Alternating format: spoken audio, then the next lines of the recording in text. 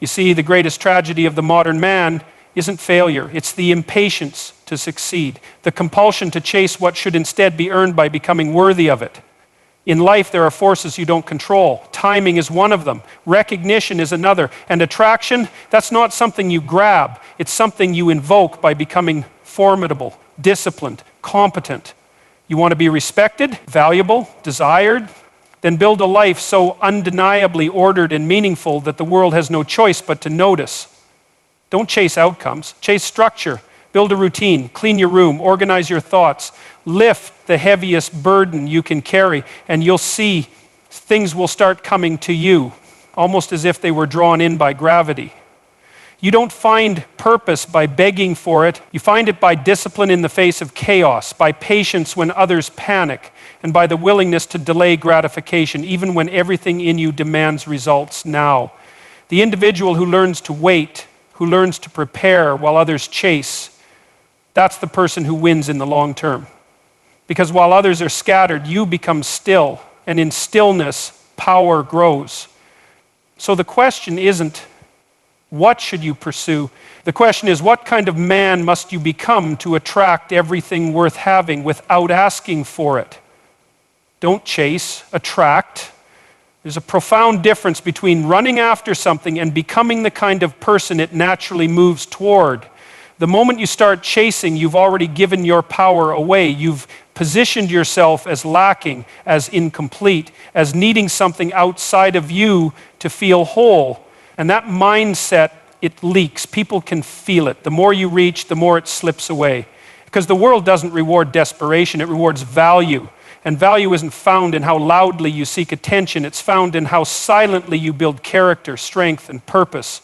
So ask yourself, what are you chasing? Is it approval, recognition, love, success? Whatever it is, stop and start becoming the kind of person who would attract it by default. That requires a shift from neediness to discipline, from craving to creating, from seeking to becoming.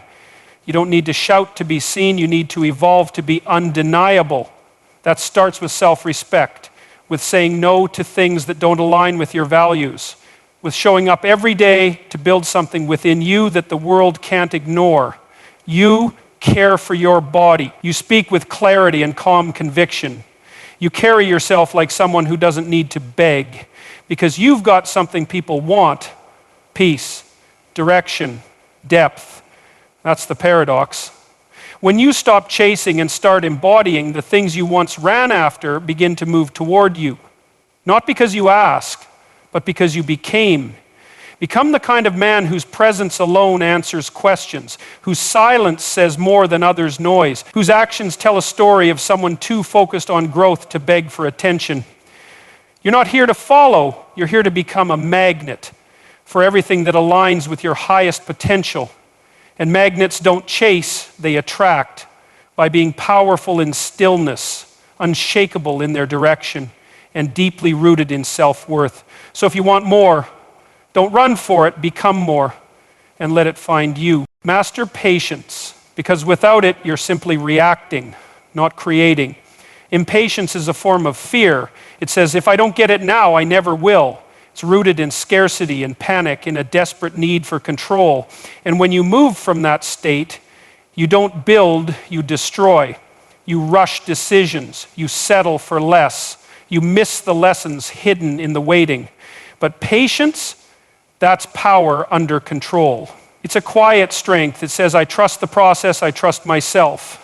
Patience doesn't mean you sit still doing nothing. It means you work with precision while allowing time to do its part. Because real growth, it doesn't happen in chaos. It happens in rhythm. Think about the seed. You don't dig it up every day to check if it's growing. You water it. You protect it. You let nature do what nature does. It's the same with your dreams, your goals, your evolution. They don't flourish just because you want them to. They flourish when you nurture them with consistency and give them room to expand. Impatience makes you reactive. It clouds your judgment. It makes you speak too soon, move too fast, and quit too early. Patience clears the fog. It gives you space to think. It teaches you to respond not out of impulse, but out of wisdom. Most people give up not because they failed. They give up because they couldn't wait. They wanted the result without the season of preparation. But everything meaningful, everything lasting takes time. And when you learn to master patience, you begin to see the difference between what's urgent and what's important. You stop measuring your worth by how fast things happen, and you start measuring your growth by how deeply rooted you become in who you are. The world is loud, always pushing for speed, for instant gratification, but your strength is in your stillness, in your ability to stand calm while everything around you rushes. That's when you become dangerous. Not because you move quickly, but because you move with intention. Patience doesn't slow you down, it sharpens you. It prepares you, and when the moment is right, it launches you. Focus on structure. Before you build anything great, you need a foundation that can hold it. That foundation begins with order, mental order, physical order, spiritual order, because chaos in your environment creates chaos in your mind, and a chaotic mind can't focus, can't decide, can't move forward with clarity. Structure is the discipline you place between you and distraction. It's the invisible frame that holds your energy in place. Without it, your time leaks, your thoughts wander, your purpose dissolves into scattered attempts. So start by cleaning your space, your room, your calendar, your thoughts, not because those things are trivial, but because how you do one thing is how you do everything. When your surroundings are in order, your actions follow. You wake up with direction, not confusion. You begin your day with clarity, not chaos. Structure creates freedom. It seems like a paradox, but it's true. When you know what matters and when to focus on it, you become free from decision fatigue, free from noise, free from regret. Mental structure means knowing what thoughts serve you and which ones don't. It means challenging the stories that keep you small. It means thinking clearly, not emotionally, when it's time to act. Physical structure is your health, your habits, your routine. It's not about perfection, it's about consistency. Sleep well, train your body, fuel it with discipline, because when your body is strong, your mind becomes more resilient. And spiritual structure, that's your compass. It's the part of you that asks, why am I doing this? It's your sense of meaning, of connection, of something deeper than the surface. Without spiritual alignment, even success feels empty.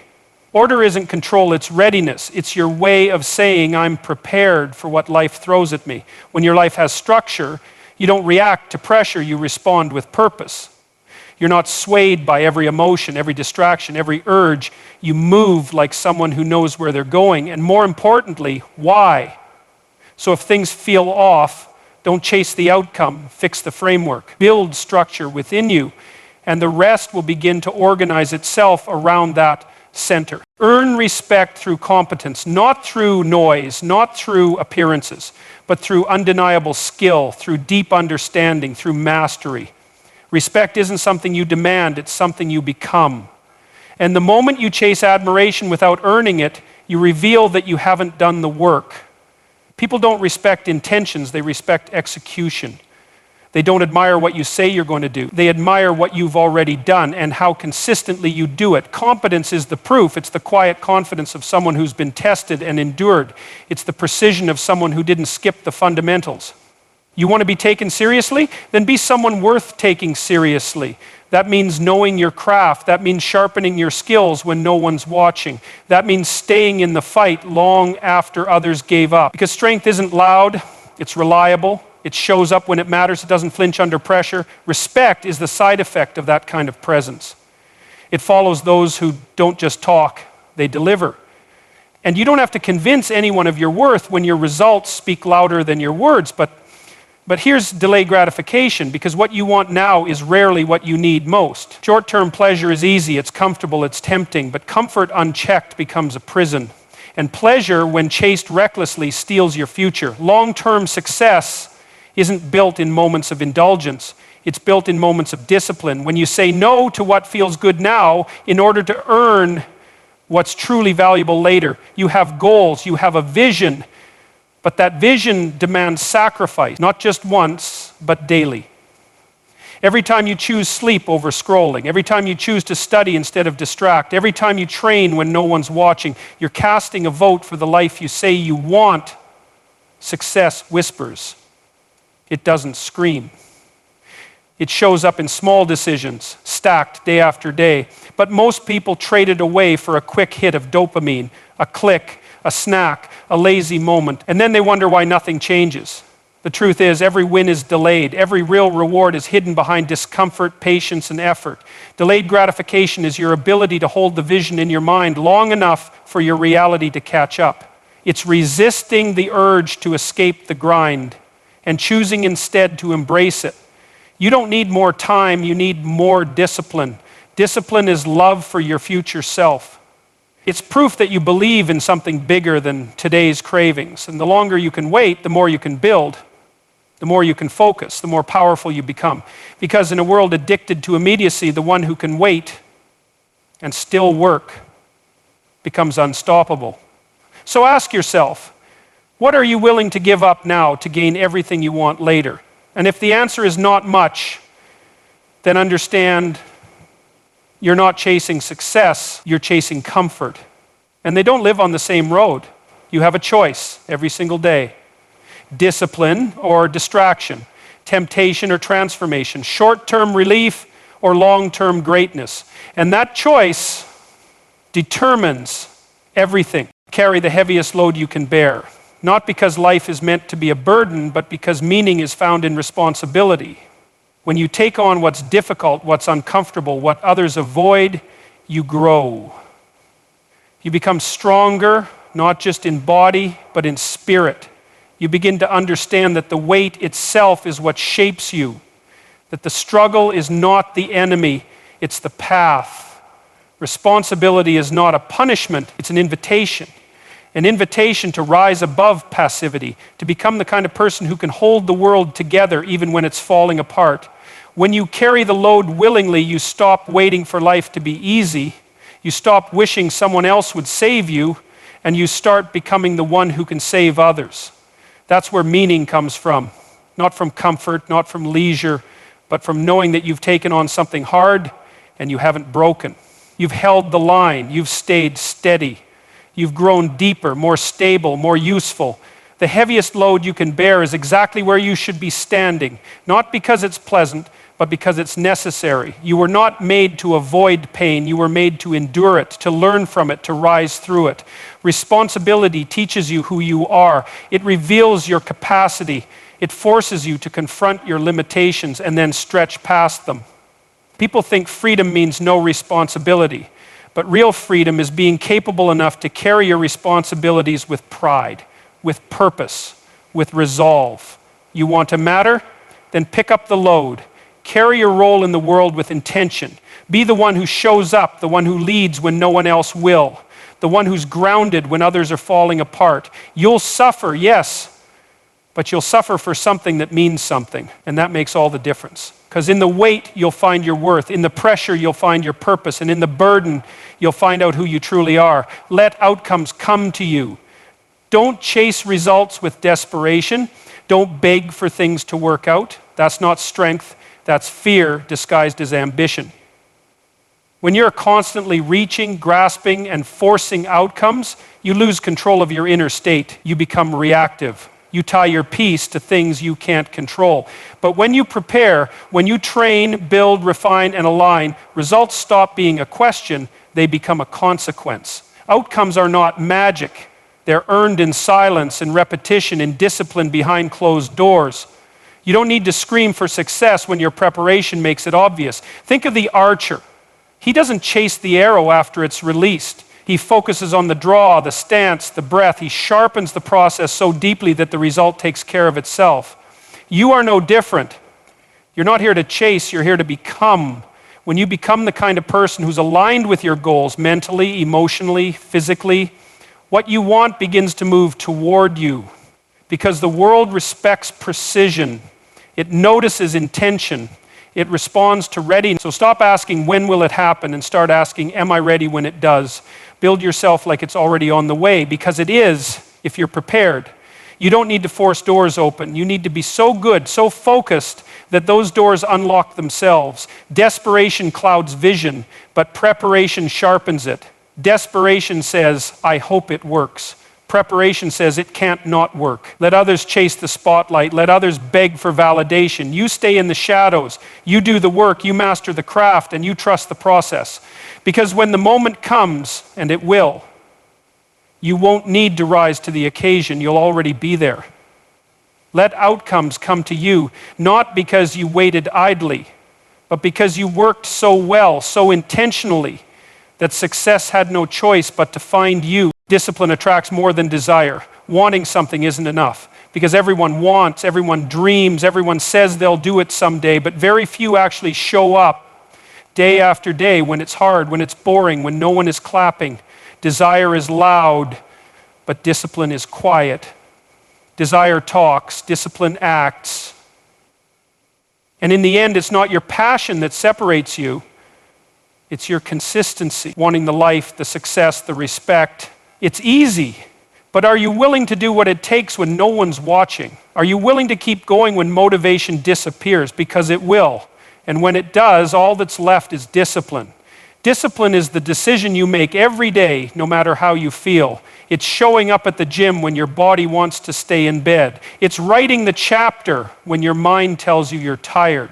It's saying no to the distraction again and again until you've earned the result. Desire fades, but discipline compounds. Each small choice adds up. Each repetition strengthens you. Each sacrifice plants a seed. And eventually those seeds grow into something undeniable. You don't have to scream about what you want. You have to prove it through action, through routine, through focus. Discipline is magnetic because it's rare. In a world that worships instant gratification, the one who delays it stands out. People notice the one who stays steady. They admire the one who does what's hard without applause, without shortcuts, without excuses. Discipline earns respect. Desire doesn't. Because discipline means you've mastered yourself. And that's far more attractive than someone who simply dreams. So if you want to rise above average, stop waiting for the right mood. Start living by the right principles. Wake up, lock in, put in the work even when it's inconvenient. That's how you separate yourself. That's how you become someone worth following. Discipline doesn't just get you results, it transforms who you are. And that transformation draws everything else toward you. Be still while others panic. In a world addicted to noise, distraction, and speed, your stillness becomes your strength. While everyone else is reacting, scrolling, shouting, and chasing, choose calm. Choose control. Choose presence. Because stillness isn't weakness. It's power under control. It's clarity in chaos. It's the discipline to observe before you act. The strength to respond, not react. When others are driven by anxiety, you become the one who holds the line, the one who doesn't crumble, the one who thinks clearly when it matters most. That kind of presence isn't loud. It doesn't demand attention, but it commands respect. Stillness is rare because it takes work, it takes awareness, it takes stepping outside the storm of impulses and being rooted in something deeper. It's the opposite of panic. Panic scatters, stillness anchors. When the world rushes to the next distraction, the next opinion, the next emotion, you stay grounded, you breathe, you assess, you act. Only when it matters. That makes you dangerous in the best way, because in a room full of chaos, the calmest one holds the most power. Stillness doesn't mean doing nothing. It means doing the right thing with focus. It's choosing depth over speed. It's thinking instead of reacting. It's knowing who you are so the world can't shake you. People will test you. Life will pressure you, but stillness is your edge. It makes you unpredictable. It gives you control when everything feels out of control. So while others chase the noise, you master the silence.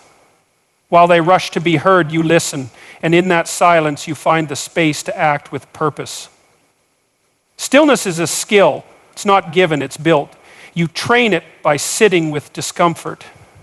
By not needing to escape every still moment with stimulation. You build it by facing fear and choosing calm. And when you do, your presence changes rooms. Because while others panic, you lead, you remain, you endure. And that quiet strength speaks louder than all their noise ever could. So in a world that rushes, a world that distracts, a world that spins out of control, be the one who doesn't flinch. Be the one who stands tall, calm, and unwavering. Let your stillness be your anchor. Let it be your message. Because when others lose themselves in the chaos, you'll be the one they look to. Not because you shouted louder, but because you stayed silent and certain. And that kind of power, that kind of presence, it can't be bought. It's earned in stillness.